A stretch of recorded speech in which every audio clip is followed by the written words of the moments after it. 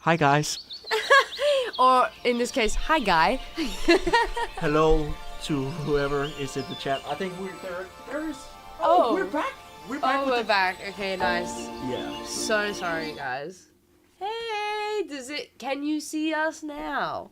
I will keep an eye on this. Please. Put your head in my palm. No, your head. Your head. That's not what I mean. You don't get what I mean. Okay, I'm sorry. This is so. No, you know how people take those photos from like really far away of the Eiffel Tower, and then the Eiffel Tower's like in their hand. Oh, so it's like. Is that the way you're? Yeah. All right, just let's see. Did you guys see that? Oh my god, I'm so sorry. We fumbled.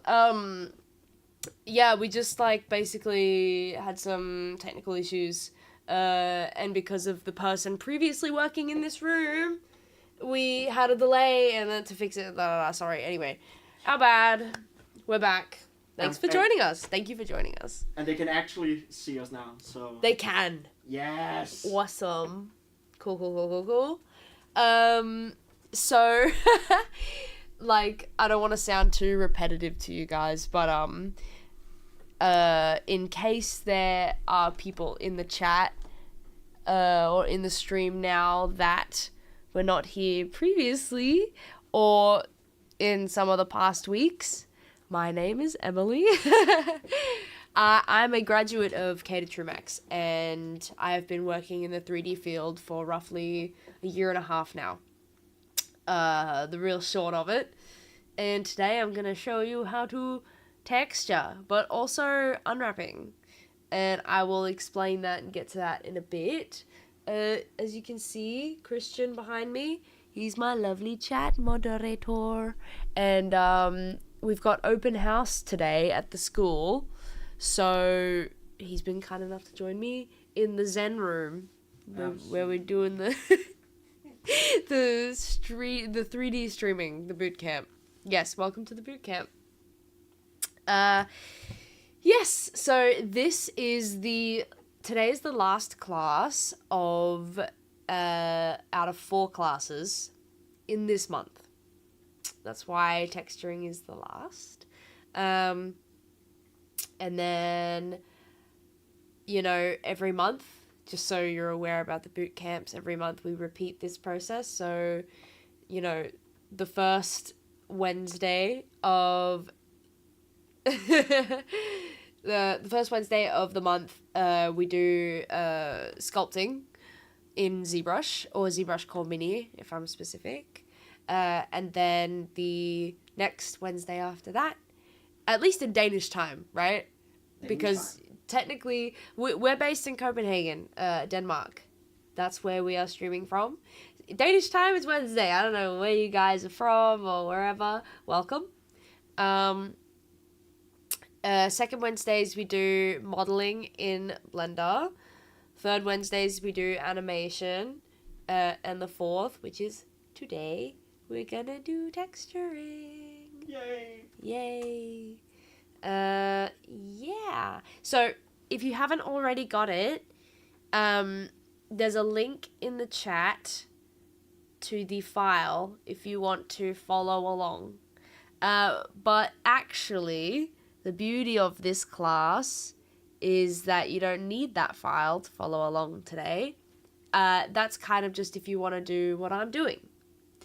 So, and I'll show you what I'm doing right now. Ta-da! It's a sword! 1 second, guys. Oh, it's fine. Is that cool? Yeah, don't sweat about it. That's cool? Okay, I'm not going to sweat about it. Sorry, just more technical stuff. Yeah, ta-da. Ta-da. Ta-da. It's a sword. Not made by me, but lovely nonetheless. Simple, and, she's beauty, she's grace. Simple and elegant, So, just as like a, I don't want to say like a side note, but like as a note, Any questions about anything at all at any time, feel free to put it in the chat. And if I don't read it straight away, or if Christian catches it before I do, he'll answer in the chat. Otherwise, I'll do my best to read it and answer it.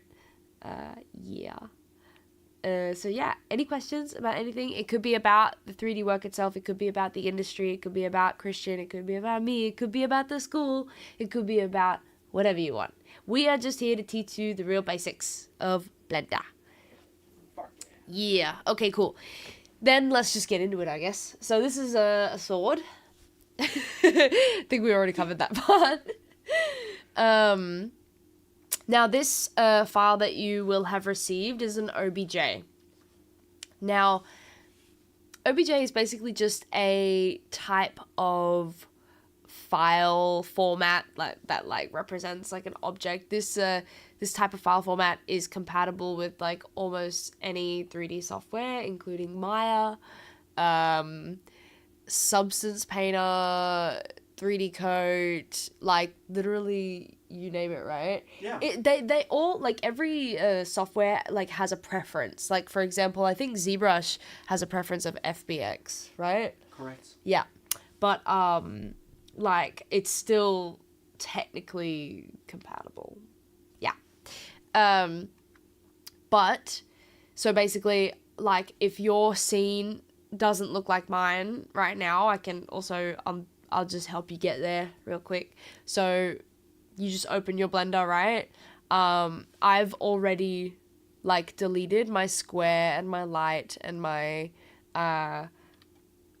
whatchamacallit thingy. What the fuck is it? It's a camera. That's right. It's and like you'll see like these random things, like a couple random things in your scene in here. You can also see them in your outliner, which is where my mouse is indicating right now. Oh, this is called an outliner. And like you can like highlight them all, press X, like so, and it will look like so, and it'll say delete. Don't do that now though, because I think we have our sword selected. Yeah, don't do that. So once you have a clean scene with nothing in it, we can go into File. Isn't that it? Yeah, and then you can see import. Oh yeah, there it is. I was looking for that. I'm getting old. No, I'm joking. So yeah, file, import, and then we want to go down to wavefront, which doesn't really, like, it just, you know, OBJ. That's the information that you need. You can see you've got like other options here, FBX for example, but OBJ is what we are using today. You click that, and then you just find the location of where your file is that you've downloaded it to. Pretty, you know, standard, like you would in like most other programs, right? I've already got it in, so I'm not going to do it again. But yeah, just one more time. File, import, OBJ, right here. Yeah. Now, get you that sword. And then if you don't want the sword, it's the exact same process, only with your own model. Like, let's say you have a Blender file with your own model in it, whatever. Perfect, works totally fine. Or, you know, like, yeah, if you have another, like, not the sword, like, if you have something else downloaded from online or something, you would still import it the same way. Unless, you know, if you downloaded it online, it depends on if it's what you downloaded, right? If it's like a OBJ or a FBX, blah, blah, blah. But same process. Cool. So, now, texturing. What is that? What is that? What even is that? I think, so if you guys don't already have like somewhat of an idea, texturing is basically the process of putting color on a thing, right? Pretty simple. Like, you can paint it. You can also do something called procedural shading or procedural texturing, which basically is the process of putting what we would call nodes together in a map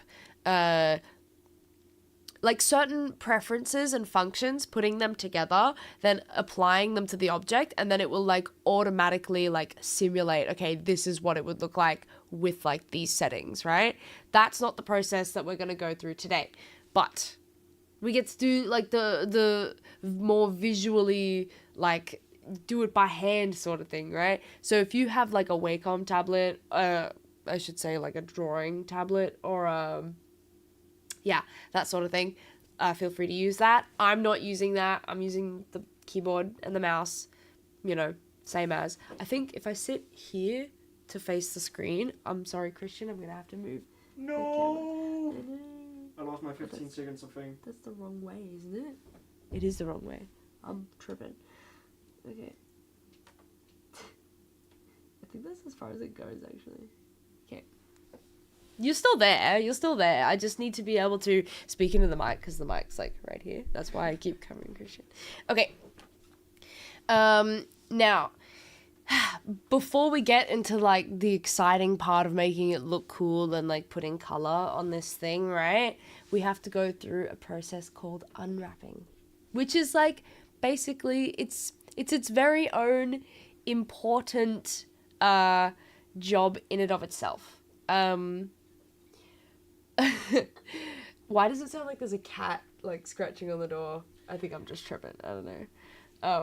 Usually someone just passing by the door. And yeah, we do have open house after all. I think I already mentioned. Anyway, sorry, I got distracted. We have to go through a process called unwrapping. Now, lucky for me, this sword is already unwrapped. Do not fret. I will go through it all anyway because I just wanted you guys to be able to have the tools to start from scratch if you wanted, with like anything that you made, or anything that you wanted to try and like texture off online or offline or whatever. And if in any case like you build something or model something or sculpt something that you can, you know, if you want to put texture on that, like you should be able to do that. And I just wanted to show you how to do that. So very important process is unwrapping. So cool. This is, I think we're in object mode right now. For those of you who have not been in Blender before, middle mouse scroll wheel button thing, that kind of gets you to like, I guess, rotate around, I guess, pan slash rotate, whatever. Yeah. Holding shift, the shift key, and using the middle mouse scroll button at the same time, that's more of a panning, isn't it? Yeah, that's what you would call it. Just that's kind of your movement sort of thing. And then like scrolling in and out, like to zoom is still the middle mouse button, and you just like scroll. So you just do that. There's your navigation. It's all on the middle mouse button and shift. Yes. Cool. I think there's another way you can also zoom, but like, no, not that. Nope, not that either. How did I do it last? Yeah, there we go. Control and middle mouse button.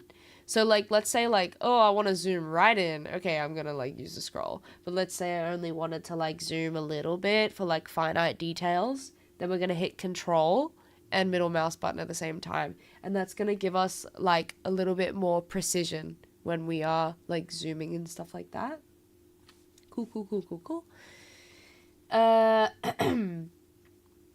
So just real quick, if you guys end up doing something like this, like me, where I just get this thing thrown around everywhere,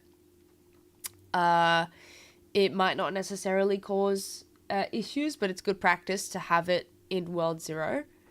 So what we're going to do to set that back is we're going to go right click, and then we're going to go to snap, and then we're going to do snapping cursor to world origin. So that little thing there, that little crosshair, is what we would call the cursor within Blender.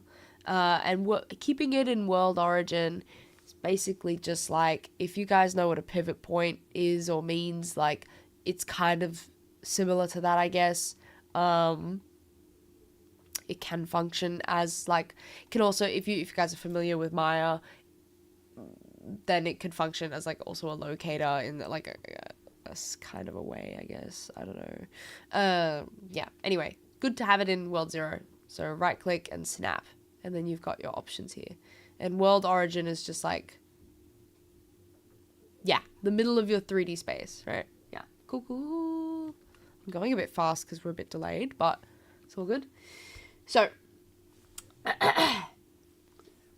the stage is yours. yes, thank you. How are we doing? We're doing good? Okay, cool. Are we all caught up?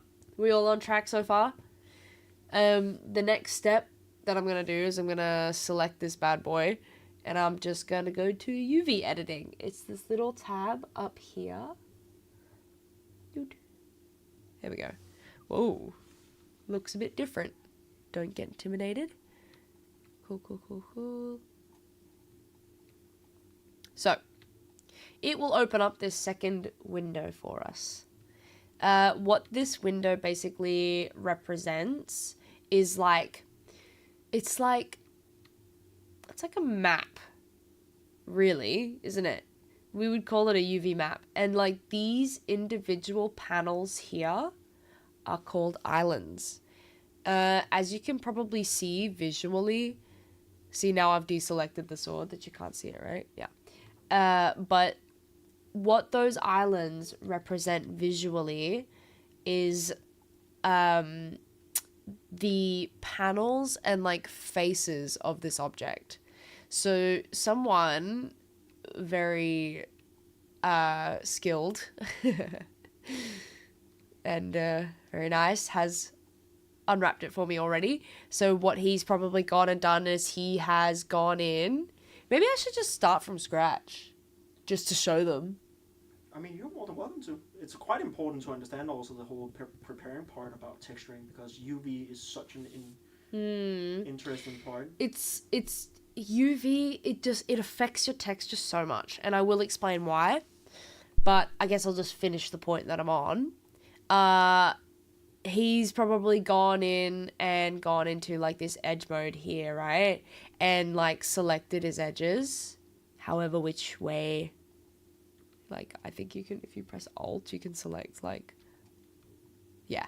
If you hold Alt and select, you can select, like, the whole edge loop. This is called an edge loop because it goes all the way around. It loops around, right? At a time. Versus, like, if you just select with your left mouse button, you can select an edge, right? Let's say I wanted to turn this little triangle thingy into its own UV island also. I'll select this little edge. And these edges are highlighted blue, so they've already been cut. These are like, you could call them heaps of things, but they're like seams. So those seams have already been cut.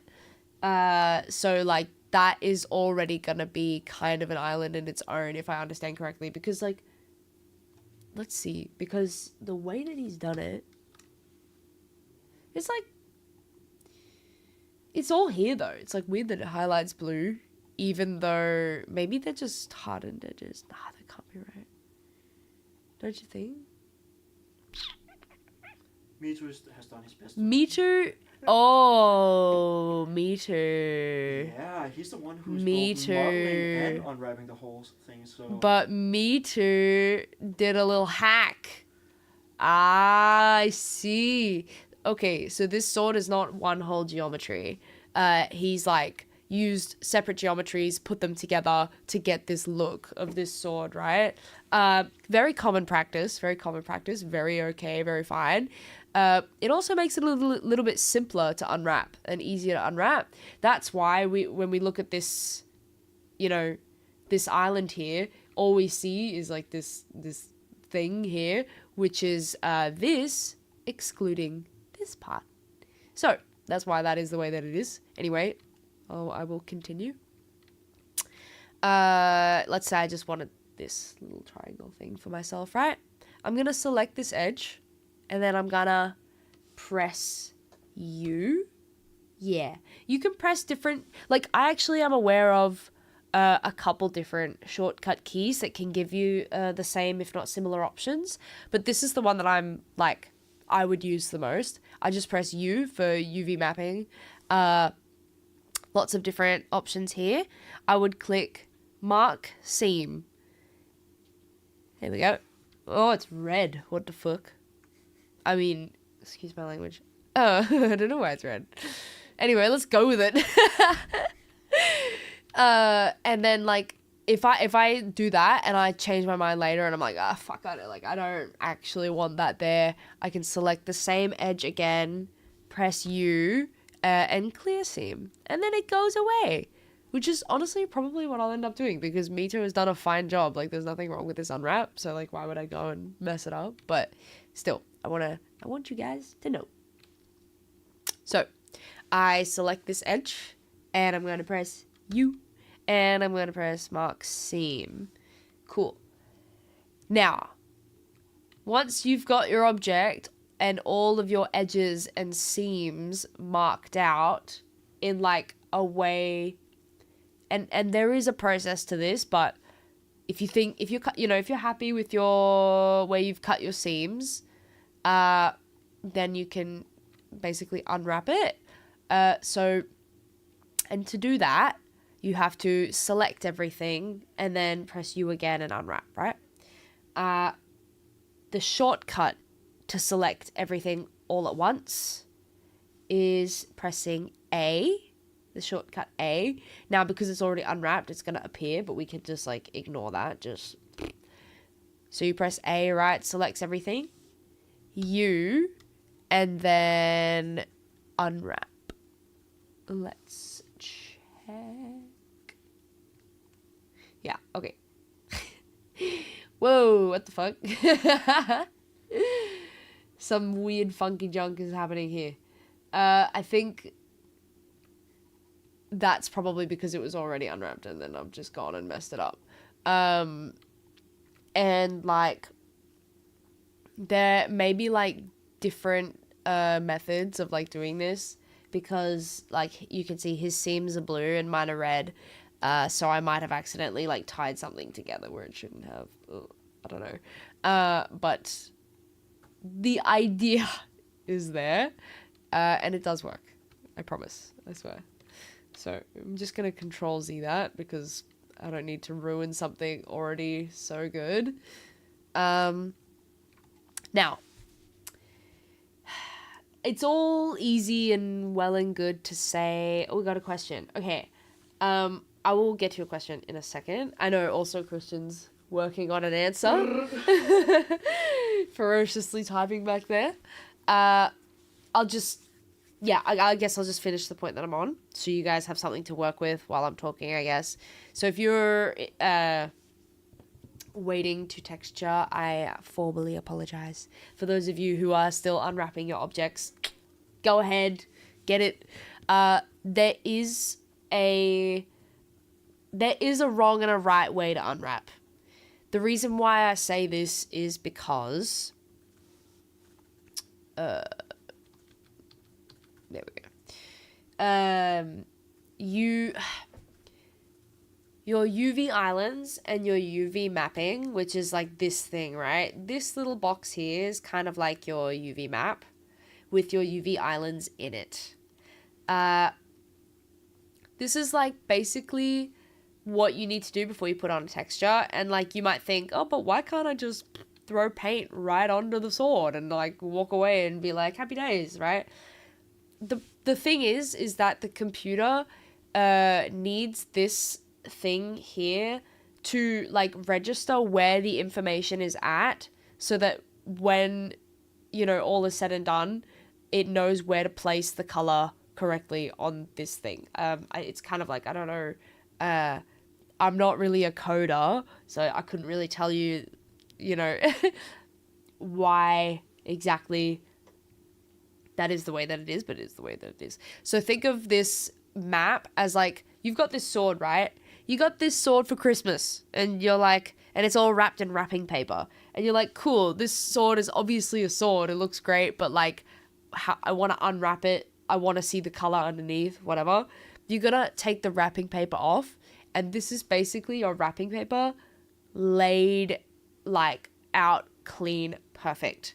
So when it comes time to, in a weird way, right?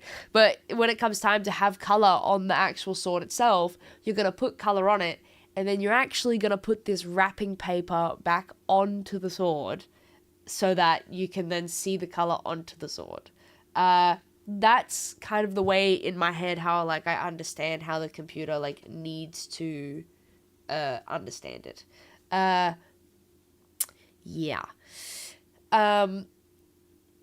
So with that in mind, like I said, there is a wrong way and a right way to unwrap. As you can see, these islands and these panels are so pretty. They're so perfect and symmetrical and even. This is... I need a demonstration to like explain why this is important. But the more clean things are, basically the better your texture is going to look, and there's going to be less stretching. And like less bleeding and less overlap and stuff. So for example, pardon me. For example, are we moving? Yes. So for example, I've just taken this like little island, right? I just left click over him. If this guy were like over here, right? This is bad. Okay? We want to avoid this as much as we can. Because I don't actually know like where this one is on the sword, but oh shit. Let's just pretend it's like here for the sake of the argument, right? So we have like a little, I think it is actually. We have a little like triangle here. Oh, would you look at that? I actually caught something. Me too. So I'm just checking I'm in vertex mode. This is vertex mode here. If I wanted to select the whole thing, I could just do this, which is like face mode, but I'm not going to do that. I'm going to stay in vertex mode here, and I'm just going to select these two vertexes. Can you guys see how this is like, this is not good. The reason being, so I'm just going to bump it up like that, straighten them out a little bit. There are like shortcuts to make it perfect, but I'm just trying to get the point across. So the reason being why it's not good is because, like, let's say I paint something on here. Let's say I paint a smiley face here, right? And then I have this face. And, like, so I paint the smiley face on this square here, or on that polygon there. And then wherever that face is painted there, it, like, turns up here, right? Like, there's a smiley face on this part of the sword. If I were to take this polygon and overlap it here, all of a sudden, without having like painted anything, you're going to have a smiley face on this part of the sword and this part of the sword up here without even having to paint anything, because your UV mapping's like incorrect. So like overlapping will cause colors to just be like, it's just not gonna, the pixels are gonna overlap, and it's gonna be, you know, two places at once. Here we go. Bleeding is basically where, like, if you have two islands too close to each other, isn't that it? And then, like, the color can, like, bleed into each other's islands. Like, for example, like, if I wanted the blade to be metallic, and this hilt to be gold, if I kept the UV islands... Oh, my God. We're gonna have a serious talk with him. No. I'm gonna fire him. No, I'm joking. Nah, it's cool. He probably used a couple of quick methods to do this, which is like totally cool. I'm gonna show you guys how to do that as well, also actually. But just for the sake of it, I'm just gonna fix it. Yeah. So like, let's say we had these islands too close together. Then, like, you would get some bleeding effect. Or if they were, like, I guess if they were touching, because you can kind of get them pretty close, like, without any troubles at all. But it's better to have, like, a bit of space. But if they were really close, you might get, for example, some metal on the hilt and then some gold on the blade. Like, it would just, like, overlap again, which is like not what you want. Yeah. What else? Yeah, stretching. Demonstration time. Do you have a sock? Did you see his face? Do you have like a piece of fabric with like a pattern on it? That's a good question. Do you want me to go find it? Nah. Come sure? here. I'm gonna use your shirt. Okay. Don't take it off though. No, thank God.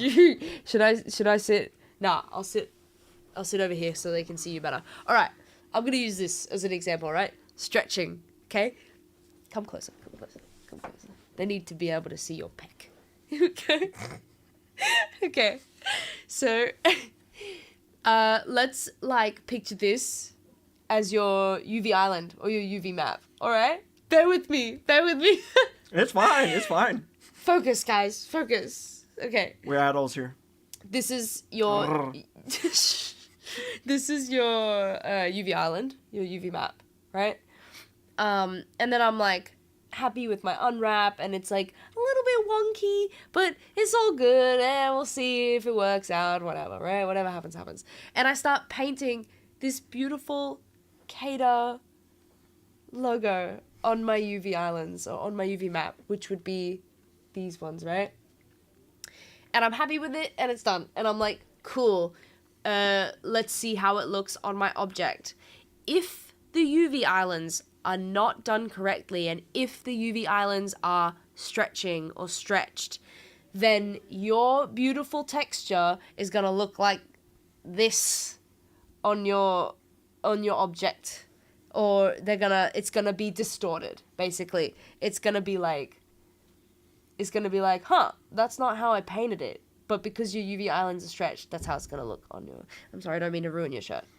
It's a very nice shirt. No, thank you. Where's mine?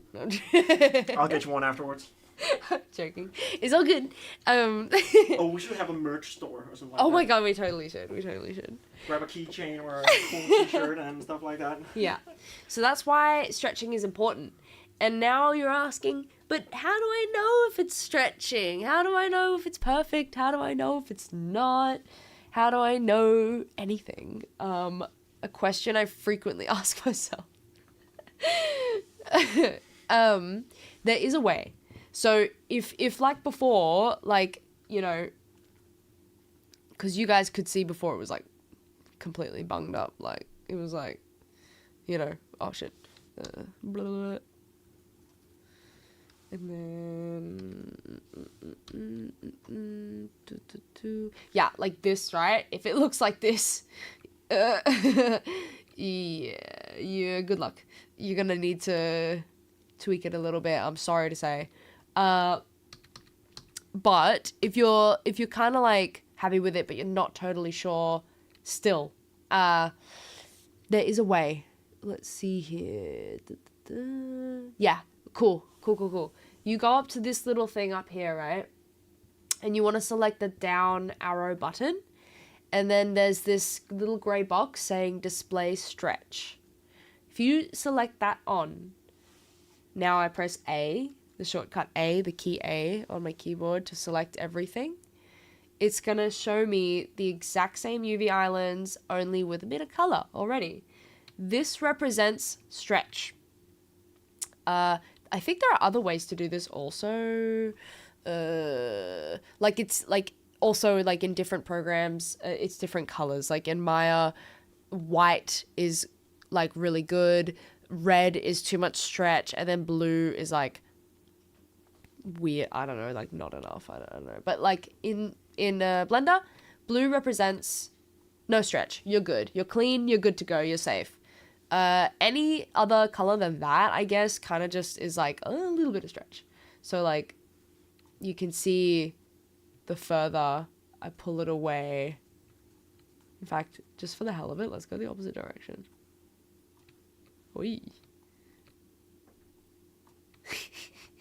How far can we go?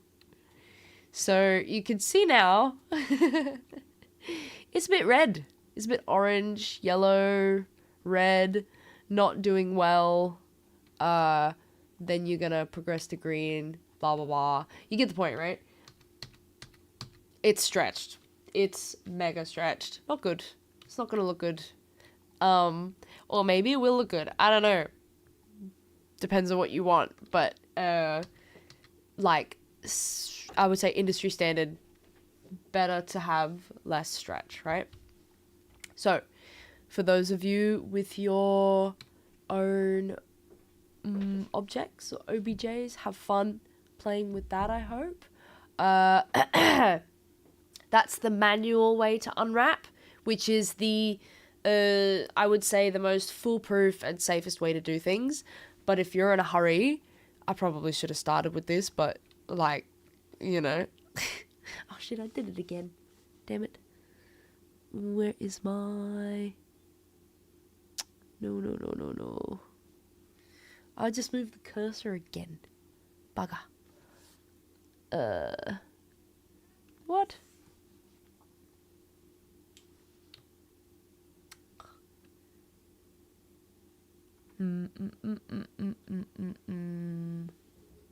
Where did my thing go? What the fuck?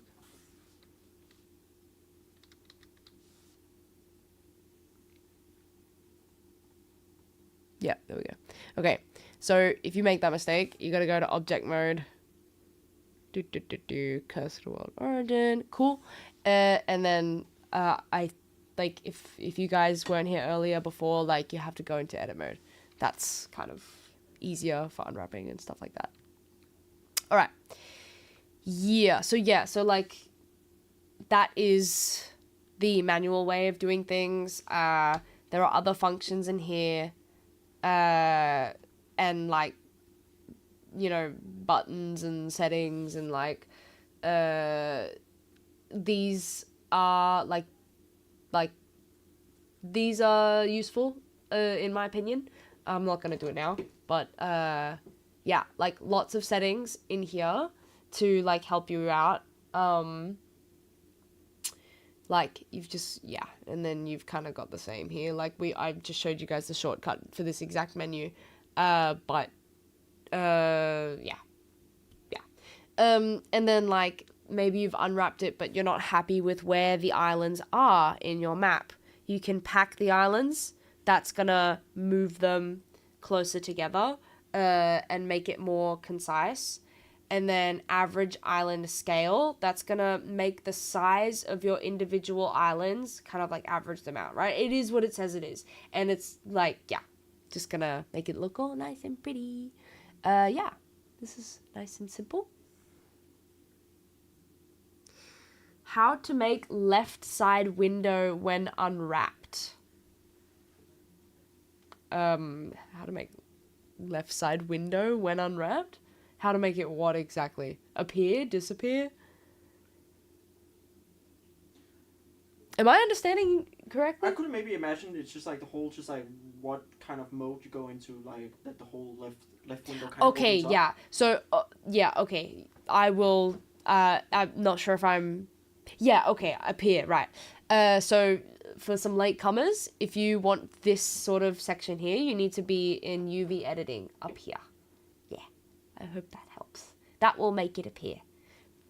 And that's like, that goes for most other aspects of the 3D pipeline as well. Like everything you need is usually up here. Yeah. Okay. Now, the shortcut way to unwrap. If you're just like listening to me talk forever and then you're just like, oh, I can't be bothered. I just want to like do it in like 3 seconds. Okay, cool. This is how you do it. A, again, to select everything. Actually, I'm just going to turn that off just because... Cool. You're welcome. A, to select everything. U, shortcut key U again. And you're going to go Smart UV Project. I'm just going to click that. It comes up with like these option box, right? Again, like preferences to like sort of automate your unwrapping. I think there are like functions to get like your seams or like your cuts in the object automated as well. I can try find that afterwards. But again, this is like the safest, most, again, industry standard way. Because the automated ways, they're great if you're in a tight spot and if you're doing it really quick, but like they're not foolproof. So yeah.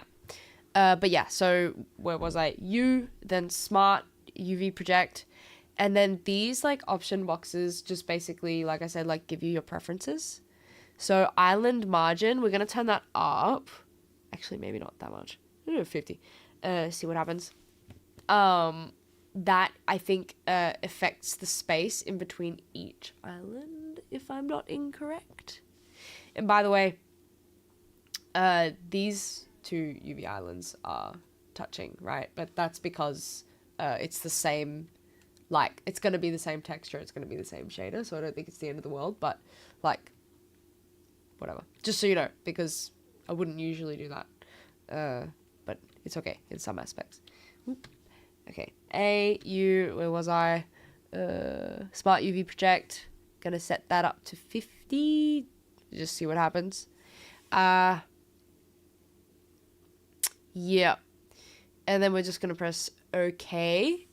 Now you can see the computer has been like, oh, whoa, would you look at that? We got all these things here. Now let's spread them out equally. Really nice and smart and really clean.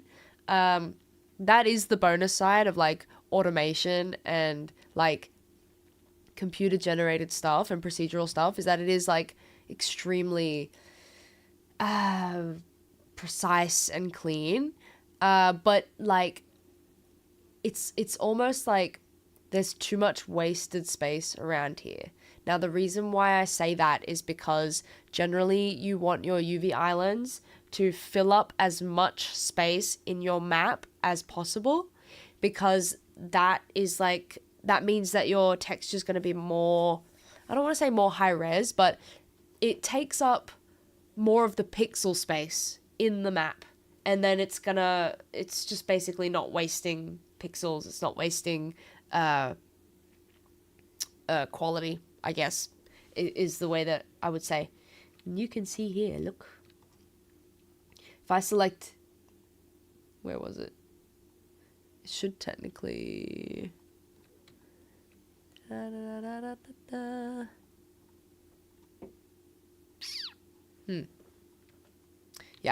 but okay, anyway, I was trying to see if it was the same vertex, but it's okay. It's alright. So, but we're not going to do that again because I really liked Mito's unwrap. So you can see both the same selected because I had it. The UV islands were touching before, so I selected the vertex, and now they're both. So, but that's all right. Okay, cool. Mito's done a super duper job because, like, you can see there's not a lot of wasted space where the UV islands are not. So we're gonna get like a nice, I think like a nice quality texture in there, right? Yeah. And then again, like once you've smart UV projected whatever you want, right? You can turn this up, you can turn it down, you can play with it, whatever you want. Pardon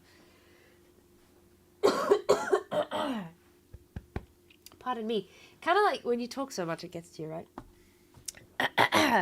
Yeah, you can still like play with it using like these UV like settings and stuff like that. Cool. All right. That was UV. Oh, I know. It's not like the funnest part of the job, but once you get good at it, or like you don't even have to be good. It's like it's satisfying to have like a nice UV map. So, but it's super important for having a really nice texture. Yeah. Okay. Now I do believe that Christian answered the previous question, but I haven't read the chat, so I'm just gonna give it a quick scroll. Thank you, Ricardo. Hello, how are you doing? I remember you actually. Yes. Okay, so we had a question before that I promised I'd get back to. And I know Christian answered it. I'll just touch on it. How does a normal school day look at CADA? how much is self-study / working on own projects? Okay. So, yeah. I'm not sure how much Christian has already answered, but I'll give it my best quick one. Because CADA is a private academy, we are like a full-time school, right? You guys are still doing that. I'm a graduate, so like I've been graduated for like almost a year, I think a year. So, but it's a full-time education, which means it's basically like 9 a.m. you come into the office, you've got like professors and teachers helping you, and you're like working on it, and then you get a lunch break, and you do whatever, and like lunch break's over, you go back to work, and like you continue to study and like go to class and get lessons and get taught and whatnot, and then I think like 3 p.m. you're off the clock. So it's kind of like, it's almost like a traditional school in that sort of sense, but like it's because 3D is such a practical profession.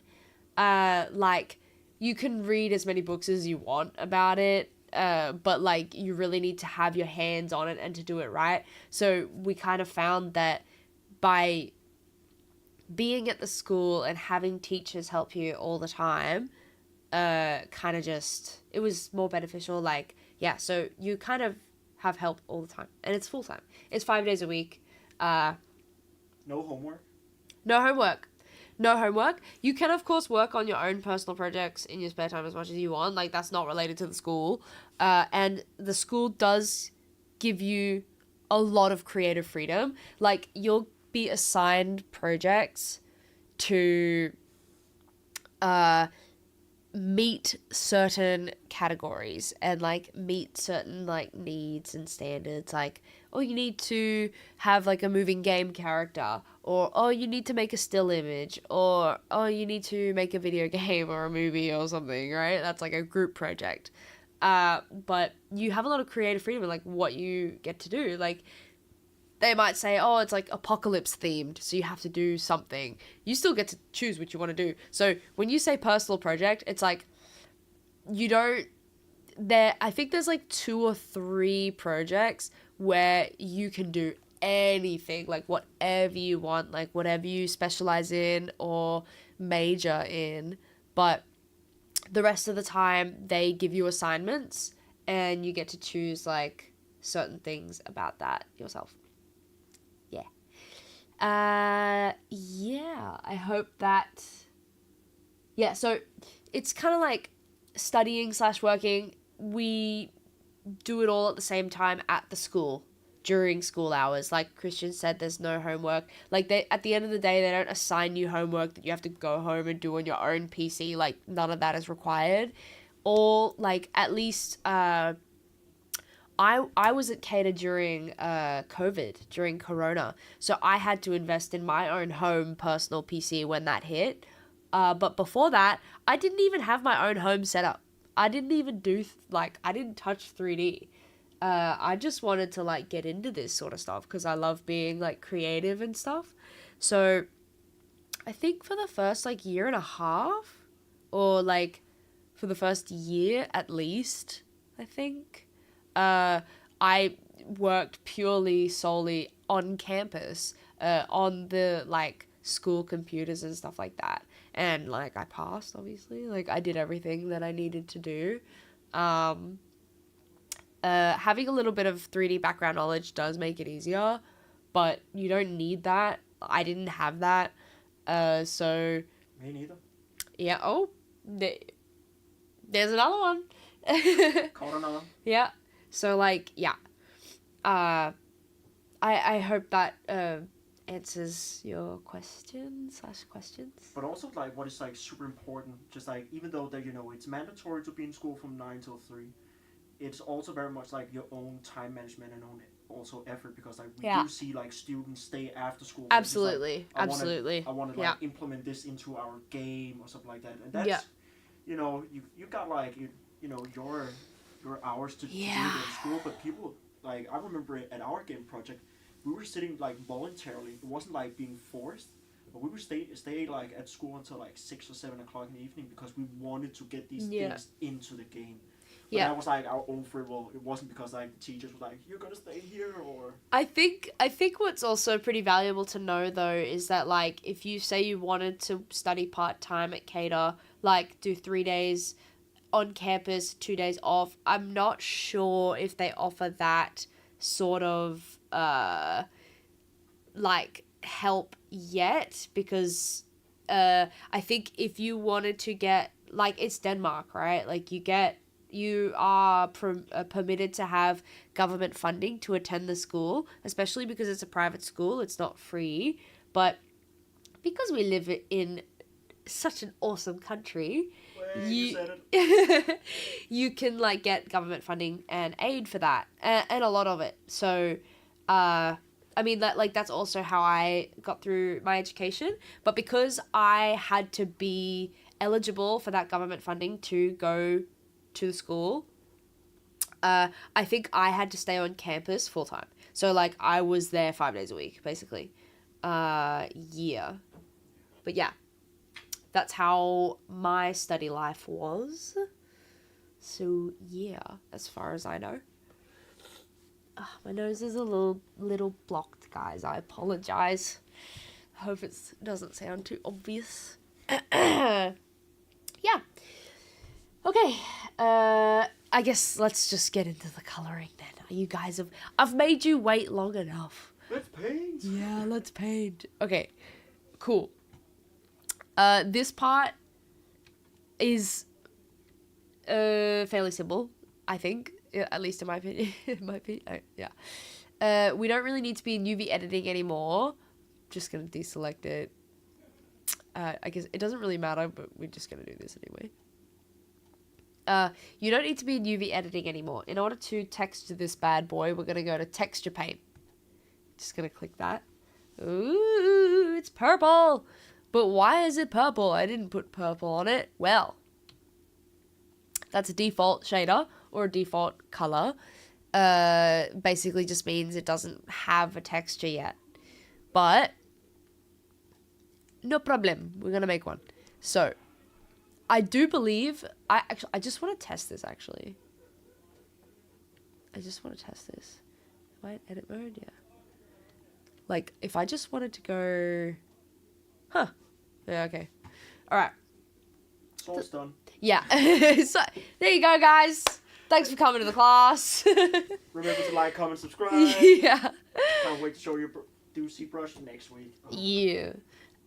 But nah, so like, I was just like testing, like, it doesn't really matter where you are, where you start off at. If you go to texture paint, your object's gonna be ready to go, I think. But yeah, so purple sword. The way that you want to start is, you can see here, it's purple, it's got no textures. So you go up to this little like screwdriver and,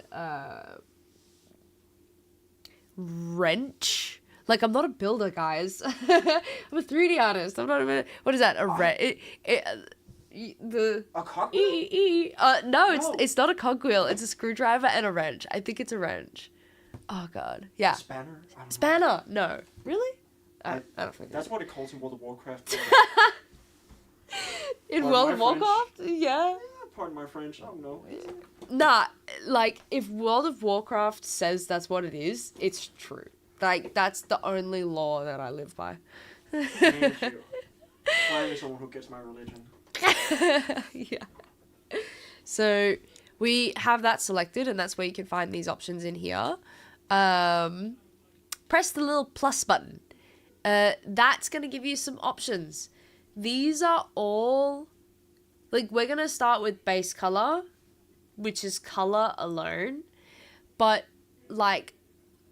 If you wanted to add, like, more types of effects on your object, like, a lot of these are, I don't want to say self-explanatory, but they, like, the word does give you, like, a clue. It's a hint. It's not always as simple as it says it is, but it's pretty, you know. So metallic, right, I think is the most obvious one. You select metallic. That's going to control the reflections or I don't want to say reflections, but going to control how reflective it is and how metallic and blade-like it is, I guess. Roughness, that also affects reflections. And is like, you can add like patterns to the roughness so that like some parts of it are rougher than others. Some have no reflections, some are extremely reflective. Like, it's kind of like you can add like scratches and scuffs and heaps. You could, yeah. I think you guys get it. Right now, we're just gonna do base color. Comes up with this bad boy. First thing you want to do is the name. Go figure. So we're just gonna call it Sword Text, or you could call it Sword. Look, okay, I'm not gonna lie. I was thinking of calling it Sword BS for base color. Oh no, yeah, BC. BSC, and I was like, wait, I can't write like BS Sword for bullshit. I'm just gonna write Sword BC Text, which is just like sword base color text for texture. Which Blender version is this? I'm getting a question. I'm pretty sure this is the latest version. We have the link to download this Blender on the CADA website. CADA TrueMax website, if that helps. It's free. You guys already know that already if you're using it. Where else is the link? I think it's... I'll send him. Yeah. We'll send it in the chat for you. But yeah, it's the latest version, I think. Cool. All right. Now, we have... Okay, I see your question. I will get to it in 2 seconds, I promise. So after the name, you can see like width and height. That is the resolution of your texture. So important. So 1024 by 1024. It's like that's considered pretty low actually. It's enough. It's okay. It's not the lowest you can go. But it is at least where I work considered extremely low. We would use 1024 as like a test, for example. We, depending on the size of the object and how close to the screen it is, and or if it's going to be printed on a poster, like that might affect like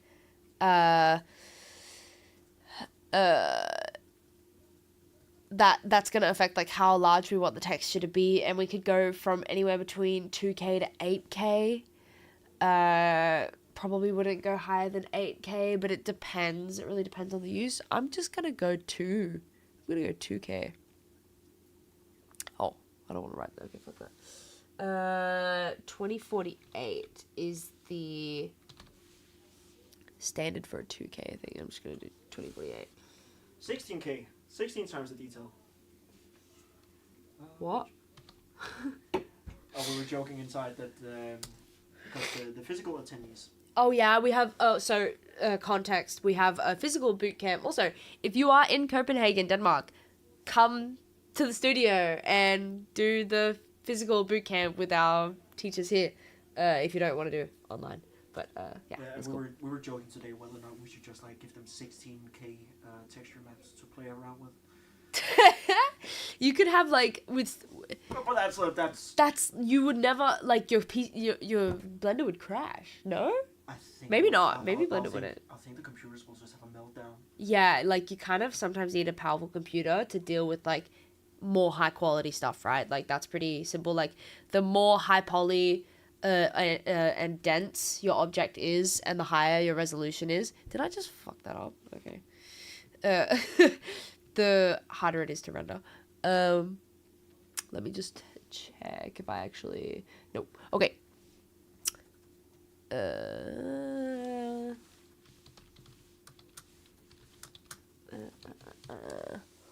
just gonna redo this really quick. Cool. Oh, it's because the Blender 4.0 came out.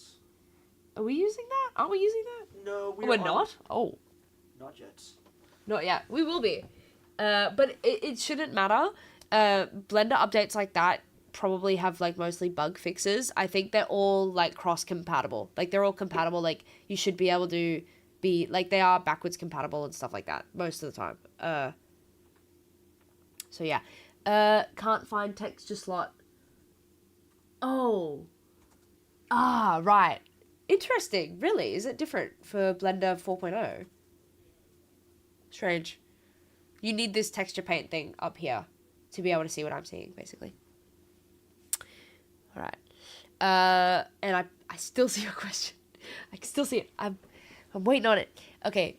And then we want to turn alpha off. Alpha has to do with transparency. So if you're like making glass or something something transparent, right? You would have that turned on, but we don't need that. So we're just going to turn it off because we don't need that. Color, just as like a base color, I guess. Guess we could just stick with white. I've seen like Mito in the past did gray because like his sword is gray, and I'm just like, I don't really like. It's fine. It's cool. Then we're gonna press OK. Cool. Now you basically have like a canvas, like a blank canvas to paint on, and you can go ahead in here. Oh, they can't see because the camera's in the way. Oh no! Can you rip it? Can you rip it out so it becomes like just like a little bit of a pop out? What I'm gonna do is this because modern problems require modern solutions. All right. Yeah. Because like honestly, I just can't be like I don't want to mess around with like the setup that you guys have put up for me, so I'm just gonna show them. Okay. Excuse me. In the settings, all in here, like you're gonna see a bunch of different options. Basically, go for your life. Like just have fun. Like picking colors, gradients. So like if you want two colors in one, I'm pretty sure that's what that does, right? Let's see here. Come. Show me. Or maybe not. Maybe it's just like.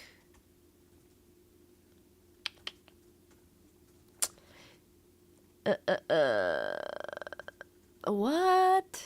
Yeah. Okay. Oh. Yeah. Okay. So you can like play around in there. I don't really need that though, do I? But this is probably just like affecting your brush. But yeah. Anyway, color. That's the more important part. Radius of your brush, the strength. So like. I guess I'll just demonstrate it. I'm gonna put this back. But yeah, play around with that, guys. Have fun. Yes.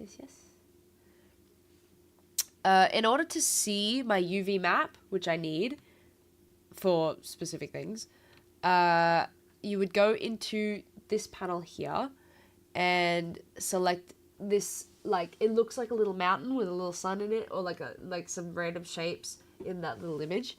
You select the down arrow, and then what will appear is the like texture canvas that you've just made, I guess.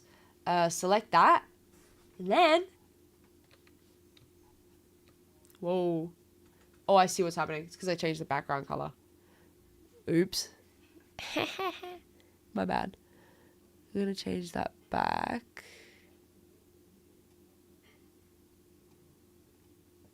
Right? Oh no, you've broken it. I've broken it. Ah! Shame. Ding, ding, ding, ding. It's weird, I can't see anything there. Okay. Maybe I should just make it again. Because like... Huh. What the fuck? Huh. Okay. Okay. I think it's like, it should be changed now, but like, I don't know why it's not. Okay. I think Mito had a similar problem too, actually. Look, you guys can like paint away now. You can't see it. Like, okay, It's there, but you can't see it, and I'll probably fix that in a sec. But just so you guys can get started and do what you want, I'm just gonna, like, show you. So, yeah. Okay, error message, weird. Pick your colors, pick the size of your brush. I think that's a little bit big for me. And pick your color and just go ahead and have fun, or like do whatever you want. And you can see it's not looking very good right now. But you can see the more that you do here, it's going to show up on your UV map. And the beauty of this is, when I fix this, you can go in and like, you know, like select different, like this is your color picker. So if you want to pick something else, whatever. Like if you want to have a more precise thing, you can go into your UV island. Here we go. Where is my... I'm just Control-Zing to undo.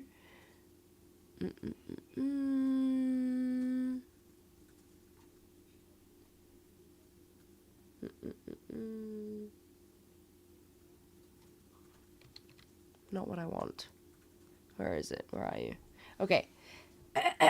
Pardon me. So, here's my diamond. And, like, when I fix my UV islands, you'll be able to see it, like, the outline and stuff.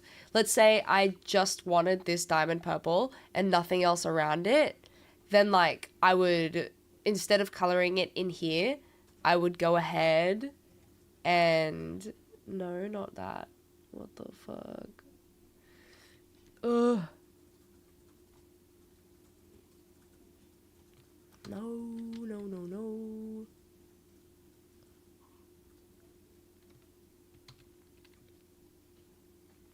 I just Control Shift and Z again to redo.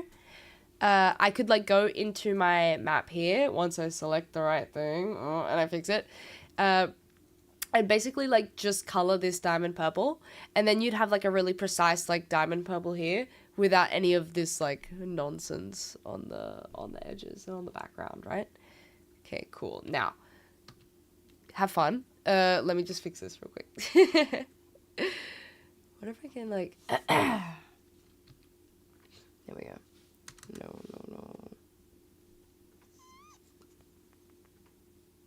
Okay. All right.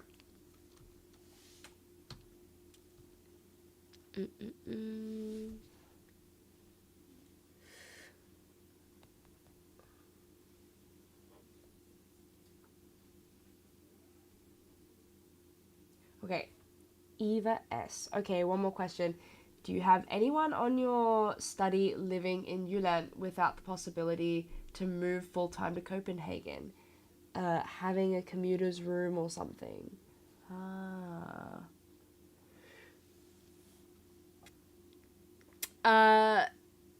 Like, we don't have a dorm on campus, if that's what you're asking.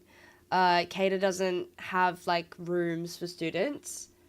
You kind of do have to find your own accommodation in, like, Zealand. We're in Zealand, right? Yeah. Yeah. In, like, the Zealand, like, or, like, Copenhagen area to attend the school.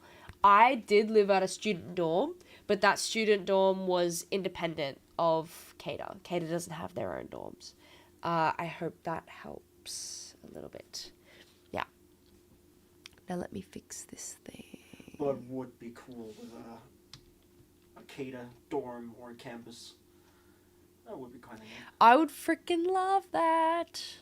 Absolutely. I would love that.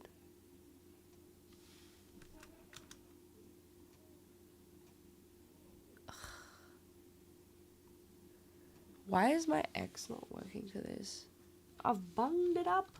It's alright, guys. Half the job, honestly, is troubleshooting, because, like, 3D is such a technically, like, it's heavy technically to use. Like, if a computer issue comes up, like, or if it like bugs or if there's something wrong in the code, like you have to troubleshoot it to fix it. So it's pretty standard to do this also.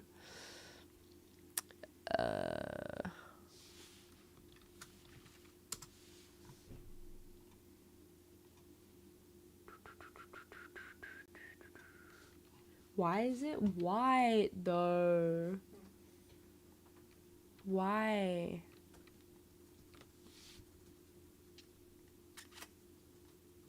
Okay.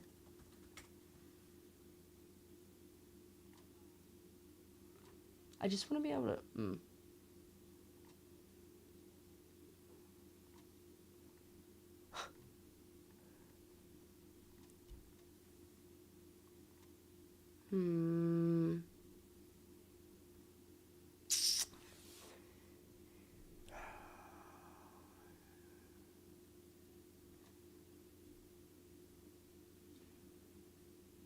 Kind of weird that I have this saying display texture paint UVs, which is literally what it is, but it's not there. I'm wondering if I've like messed something up here. Another issue we could have is that the background is showing white. There can be a couple of reasons for this. First cause of these may be similar to image texture not being visible. Make sure you link the correct image in the UV editor. Or there might be something with the UV opacity. That is something that the wizards of Google is saying. Or we could just get meter.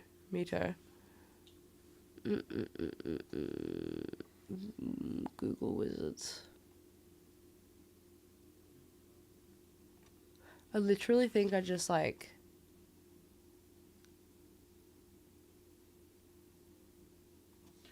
You could maybe just redo. Yeah, but that's what I did there. Oh, and it's still showing up? Yeah, I could just redo it. That could also work. When in doubt, refresh the scene. See if that does the trick. I also did, like, to be fair, play around a lot in the UVs when I really didn't need to. It was already perfect. So I'm just gonna do this again.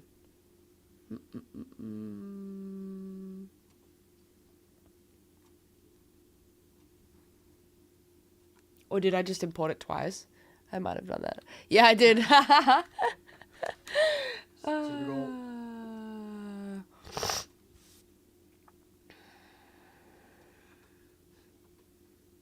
Oh my god, I keep hitting this wrong thing. There we go. Okay, this is what I was talking about before. If you guys like had to import your objects into your scene manually. Just highlighted that all. You can all see it's highlighted here also. X, delete. Nice. Yeah, okay, cool. Where did you put it again? Was it on... Downloads. Okay, cool. Boom. Nice.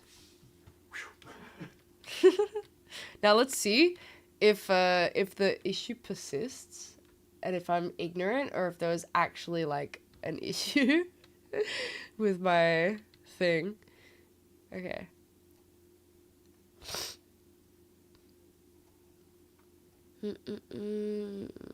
Looks good. Looking good.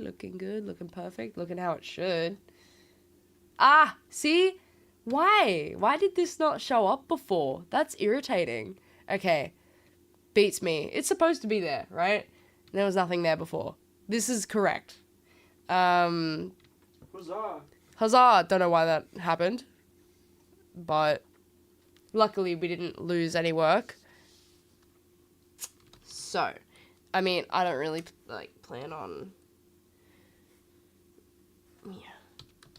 I'm thinking of so many things at once. Yeah. If it's not like...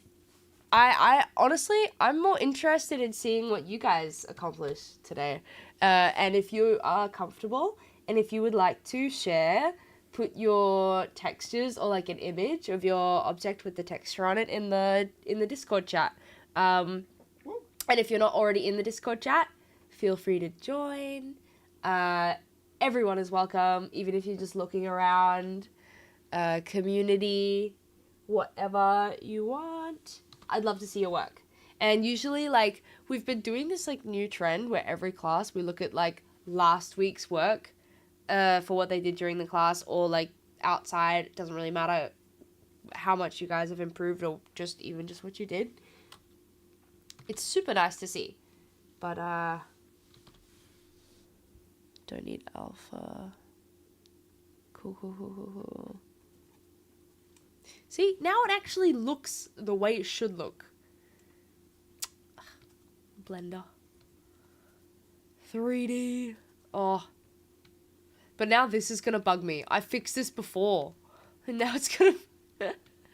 Anyway. Okay.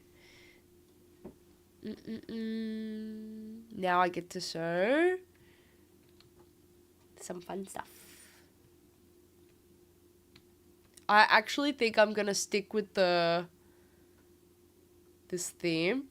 And if you ever are, like, in doubt, like, oh, I want to texture this diamond, but I don't know where that UV island is. Yeah, I'm guessing it's that. But if you, like, don't know where that UV island is within this thing, like, we commonly...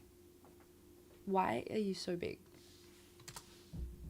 We commonly just use, like, a little trick where we just, like... And that should appear... Wait, maybe I need to... Yeah, see? Alright, see, now it's working. Beautiful. Oh. What the fuck? Alright, there we go. There we go. You scared the living soul out of me there for a second. I was just like, oh no, is that white background? I have a tendency to do that to people. I'm sorry. My apologies. Look! Yay! It freaking does what it's supposed to. So, yeah, like, now I've just marked it, found my little diamond. Not really anything special, just, like, little basic trick. I'm gonna turn my brush up. Actually, am I? Yeah, I am. Fuck it. No? Yes, I am. I am. And now, like, I can go outside of these lines. Like, I don't have to be perfect. And it is still just gonna appear on the diamond. Because, basically, super nice. Because we have our UV islands spread so far apart, I can do this and I won't get into any trouble. Because the UV islands aren't touching each other. This color is not gonna bleed onto the blade. The other colors, the other texture, basically. Again, I'm just using my mouse and keyboard. Just going in and getting real messy with it. Look at that! We have a purple diamond. Cool. Pretty. Nice and clean. Did I... Yeah, I'm not going to worry about it. I'm pretty sure I just moved my cursor again by accident, but screw it. Okay. And I am just guessing. I am correct. Cool. Now it's just about painting and stuff. And then, like, when you are comfortable and feel like you have... Or you don't even need to have the skill to do it. If you just want to add, like, more detail, give out, like, other types of texture maps a try. The reason why, like, a roughness texture, a metalness texture, or a base color texture isn't all combined in one texture map is because they all have different functions and they all need to be able to overlap. So you don't really just have, like, one image for, like, the whole thing. When all is said and done, if anybody out there is happy with the texture, they've done it, and they are not like me and didn't mess it up, and you guys are like, cool, I did it, now what? You've textured your sword, how do you basically save, finalize, whatever? You could save the project like this, I guess, but... in order to have the texture tied to the object, like, indefinitely, you want to go up here, and I'm pretty sure, is it... No. You have to save... Is it this one? Image? The thing is, because when you save out your texture, the way that it's going to save is as an image file, because it is just an image, but it's tied to your OBJ, and that's going to, like, it's going to look like a square picture. But like I said, right, the computer is going to take that square image, and then within the software that you're using, it could be Blender, it could be Maya, it could be Unreal Engine, it could be anything. It's going to take that PNG and wrap it around your object within the software, and then it's going to load up like nice and pretty and nice, like the way that you textured it in the scene, right? But in order for it to do that, you got to save it. So I'm pretty sure it's image, and then like save as, and then like, you know, put it where you want, name it what you want. It's always, pardon me, it's always recommended to have a PNG, because I'm pretty sure that's what do they call it? It's like a lossless compression format. Isn't that what they call it? That was a fancy word. There are different types of compression formats where, like, you can save as a JPEG, and in order to compress the file, it's going to lose quality, it's going to lose information. PNG doesn't do that. It stays high res, and that's why it's recommended to always keep as PNG. Correct me if I'm wrong. But it's, yeah. From what I've been taught, that's the case. So you want to keep it PNG. You can also use, depending on the functionality, you can use Targa, you can also use TIFF. Each of these have different functions and uses, but basic, standard PNG is the way to go. RGB, compression, you don't really, like, this is default, probably works fine, but you can also play with that. Yeah, put it where you want, save it as what you want, it's just going to save the PNG. And then you've got yourself a texture. And then, yeah. When the next time you import your object into a software or into a scene, whether that's Blender or Maya, there are ways where you can just like select file, like select PNG file, and then like apply it to your object within the scene, and then it's just boom, it's just done. And then save that scene, and then every time you open that scene, your object's gonna be nice and pretty and done. Yeah. But yeah, I hope that was like enough technical information for you guys. It would be nice to actually have some color on this thing. But especially when we have 10 minutes left. Yeah, I know. I tend to get a little carried away with like the information, because I want you guys to have all the tools and the skills that you need to do it also on your own, even if I don't have anything to show for it, which, you know, but I should have something to show for it. But oh my god, of course it's those. Duh. But yeah, let's just put some stuff on this. This part's pretty basic, you know, you can paint, do whatever you want. Will you be here next week again? Me? Yeah? Do you know about that? Like, it wasn't in the plans, but it is a possibility. I have told my previous students, I don't know if any of you guys are still here, that I will be sculpting, and I will be sculpting for... I will be sculpting a skull, I think, or like maybe a dragon skull, for my next ZBrush class, and that'll be the next class that I do. However, I'm not sure if that'll be next week or January. I'm not sure. That depends on my supervisors. So, now we got more cool diamonds.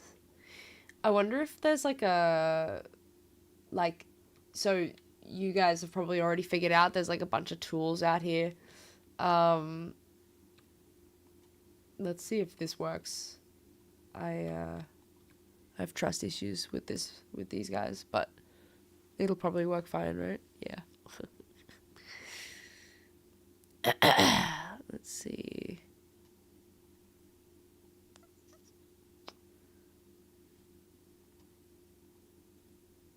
Nope. Yep. That is, that did exactly what I did not want it to do. Control Z for that. Why does it do that? That's so irritating. What's the point of having a paint bucket if I can't just, like, use the paint bucket? It is a cool color, though. I will admit that. It's pretty neat. Yeah. I'm sure there is, like, a proper functionality to do it. But, why? Do not know.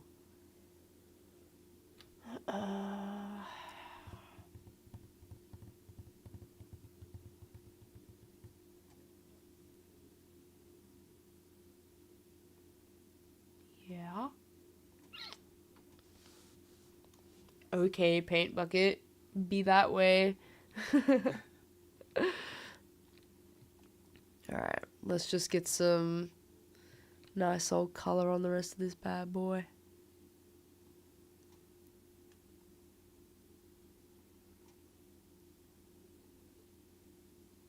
I'm thinking, so if you were to just to pop in for ZBrush next week, then people could get a little bit of time to just like kind of just like hand paint their sword, and then we can have a look at it maybe next week, or we can save it for January. That is Wait, you want people to hand color their sword while they wait what?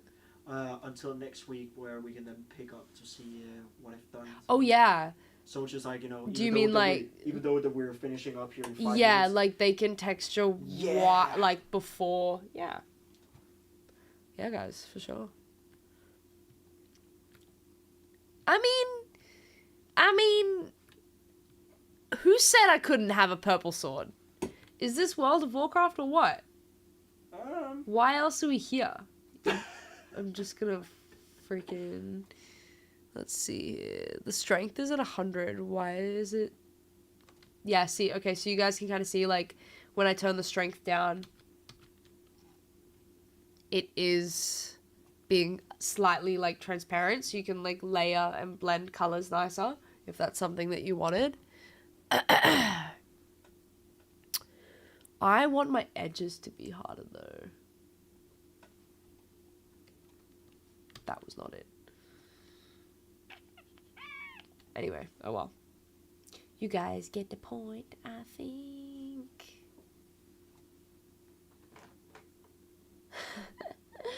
I'm just like a toddler playing in my, like, my sandpit right now. Just like, yay. But, all good. Cool, cool, cool.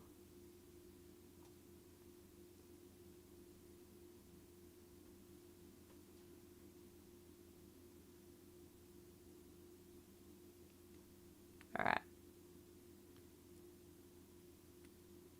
Nice. Here we go. Looking somewhat coloured. There we go. So, as I recall, how much time do we have left? Not a lot, right? See, because we decided we would go into overtime because we started a bit late because of the technical issues. So, for those of you who have stuck around, thanks for joining us. How much time do we have? 5 minutes. Cool. Okay, so maybe soon we'll get into, if you guys would be interested in that, feedback on Discord for the previous class's work, which was animation. Did anybody submit... I guess Christian can check that now, but if anybody submitted their animations from last week's class, we would love to look at it. We would love to see it. If it was just like a screen recording or a GIF or like whatever, yeah, we would love to see it. We got one animation. Okay, cool. Still.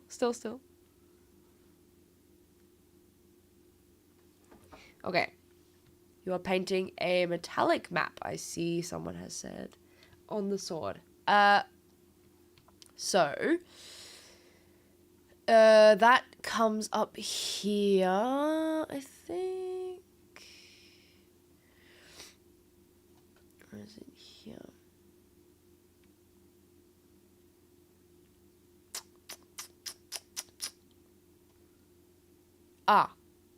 Maybe it's like, because okay, so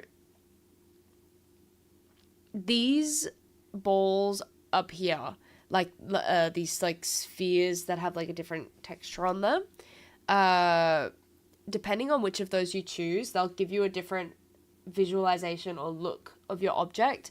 I don't have any metallic on my sword, obviously, as you can see, so it's going to be hard for me to tell which might actually help, but like these change your perspective and your views, and I'm pretty sure one of these, or at least one of these, is how you would like actually see your texture in real time. But if that is not it, I'll see if I can find any other options. So, no.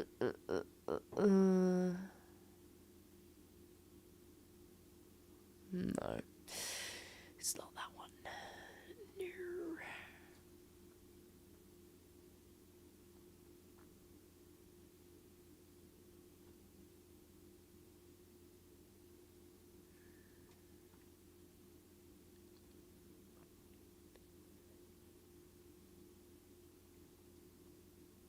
Huh.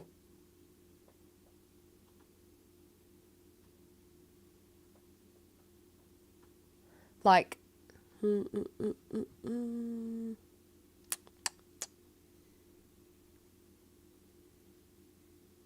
okay. I hope that answered your question. Daniel got it. You got it? Okay, cool.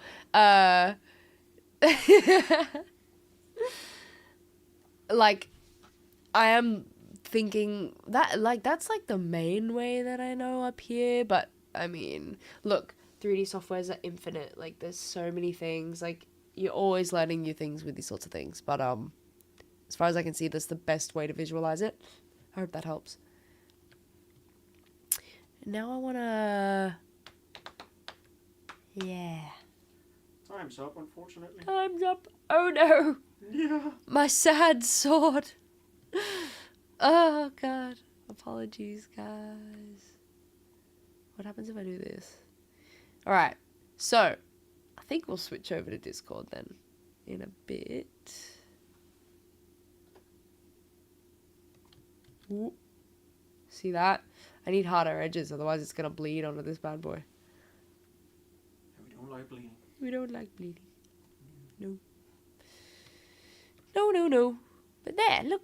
Oh, would you look at that? I mean, it's so far from done and good, but it, you know what? It's there. And the idea is there. You can see there's a vision for it. But, yeah, there you go. I hope that was helpful and useful. I hope you guys learnt some stuff, technical or otherwise. Yeah, thanks for coming to the class. I guess, we will go to the Discord now. Let's see. Should we do that? Should we? So we'll do the... I think we shall. Hell yeah. Alright, so let me see if I can find it for you. Yeah.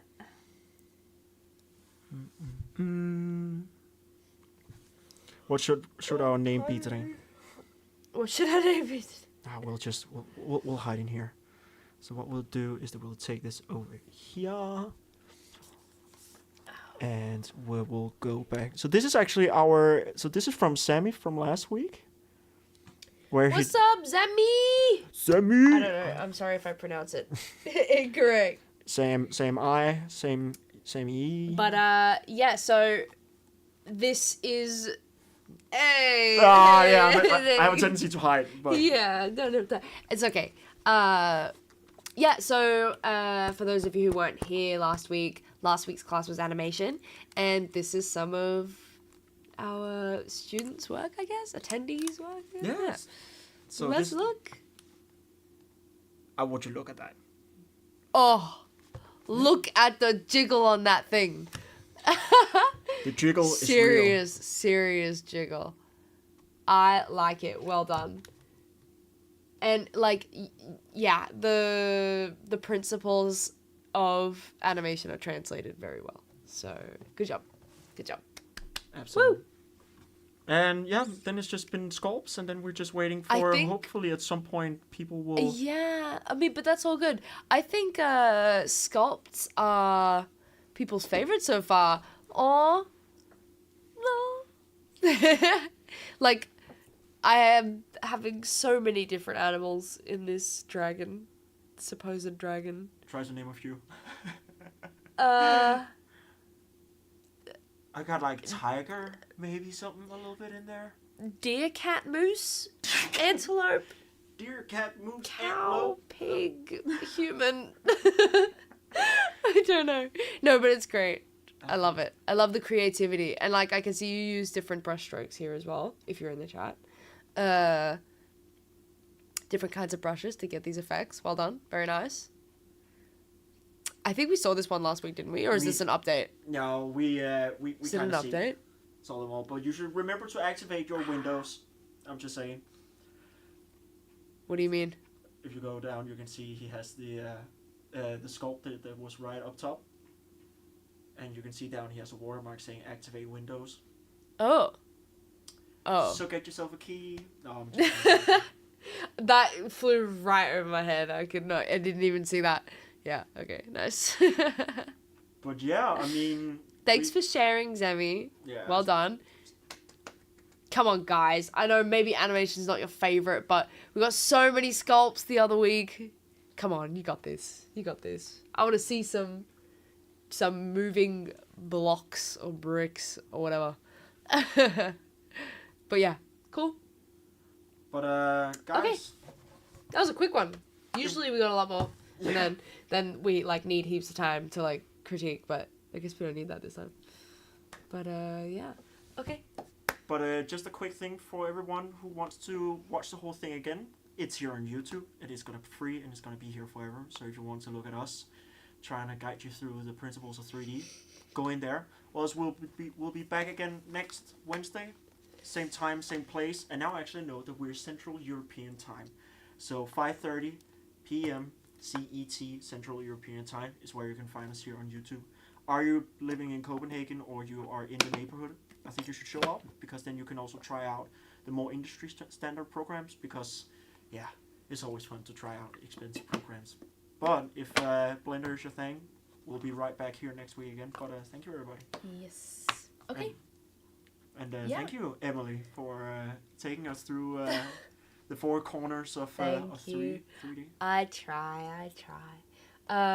Yeah, and then like if online boot camp is less your thing and you're in Copenhagen, come in to the physical class. Like that's also good fun.